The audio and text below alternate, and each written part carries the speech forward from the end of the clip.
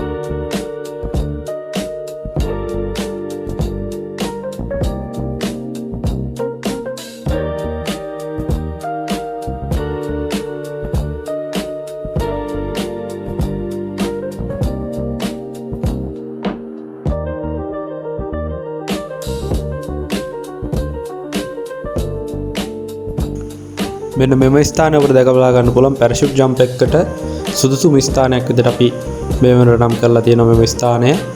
මෙම ස්ථානයේ සිට පැරෂූට් එකකින් පනින්න ලෑන්ඩ් කරන්න සුදුසුම පරිසරයක් තමයි මෙම පරිසරය. අපේ සහෝදරත්වය මගින් හඳුන්වා දෙන එක් ගමනාන්තයක් පමණයි මෙය. මෙවැනිම තවත් ගමනාන්ත දෙකක් ඉදිරියේදී හඳුන්වා දීමට අප බලාපොරොත්තු වන්නෙමු. රැඳී සිටින්න.